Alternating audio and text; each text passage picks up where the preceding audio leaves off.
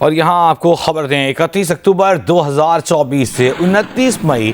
2025 तक जजेस कमेटी के इजलासों के मिनट्स पब्लिक कर दिए गए हैं। 26वीं आईनी तरमीम के बाद पहली मरतबा तमाम हक़ाइक़ मंज़र-ए-आम पर आ गए। Chief justice Pakistan justice Yahya Afridi ने 26वीं आईनी तरमीम पर आईनी दरख्वास्तों की जो आईनी बेंच बना उसका हिस्सा बनने से क्यों माज़रत की। जस्टिस मंसूर अली शाह और जस्टिस मुनीब अख्तर के 26वीं आईनी तरमीम केस फुल कोर्ट में लगाने के फैसले के बाद क्या हुआ, फुल कोर्ट इजलास चीफ जस्टिस पाकिस्तान ने क्यों नहीं बुलाया, इन तमाम सवालों के जवाबात इन पब्लिक किए गए मीटिंग मिनट्स में मौजूद हैं। तफसीलात जानेंगे नुमाइंदे खुसूसी जियो न्यूज़ अब्दुल क़य्यूम सिद्दीकी हमारे साथ मौजूद हैं। अब्दुल क़य्यूम सिद्दीकी। हेलो जी सिद्दीकी साहब बताइएगा। जी हाँ, चीफ जस्टिस पाकिस्तान और जस्टिस मंसूर अली शाह के दरमियान आपको याद होगा कि जब 26 अक्टूबर को 26वीं आईनी तरमीम के बाद chief justice Yahya Afridi chief justice बने हैं और जस्टिस मंसूर अली शाह जो हैं वो उम्रे के ऊपर थे और फिर जब वो उम्रे से वापस आए तो 31 अक्टूबर को उन्होंने दो रुकनी जजेस committee practice and procedure act के तहत जस्टिस मुनीब अख्तर के चैम्बर में उसका इजलास बुलाया और 26वीं आईनी तरमीम को जो चैलेंज किया गया था वो दरखास्तें 4 नवंबर को फुल कोर्ट के सामने मुकर्रर करने का हुक्म दिया था, जबकि चीफ जस्टिस जो हैं वो उस वक्त इस्लामाबाद के अंदर मौजूद नहीं थे। इस हवाले से जो correspondence chief justice Pakistan chief और जस्टिस मंसूर अख्तर के दरमियान मंसूर अली शाह साहब के दरमियान हुई, उसके जो मीटिंग मिनट्स हैं वो सुप्रीम कोर्ट ऑफ पाकिस्तान में जो है वो जारी कर दिए हैं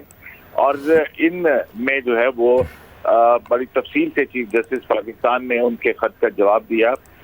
जिसमें उन्होंने कहा कि जो प्रैक्टिस एंड प्रोसीजर एक्ट की कमेटी है, जजेस कमेटी, उसका ये इख्तियार नहीं है क्योंकि 26वीं आईनी तरमीम के बाद आइन का आर्टिकल 191(4) जो है वो इस बात को वाज़ेह करता है कि जो भी आईनी मुकदमात होंगे वो आईनी बेंच ही समाअत के लिए मुकर्रर करेगा।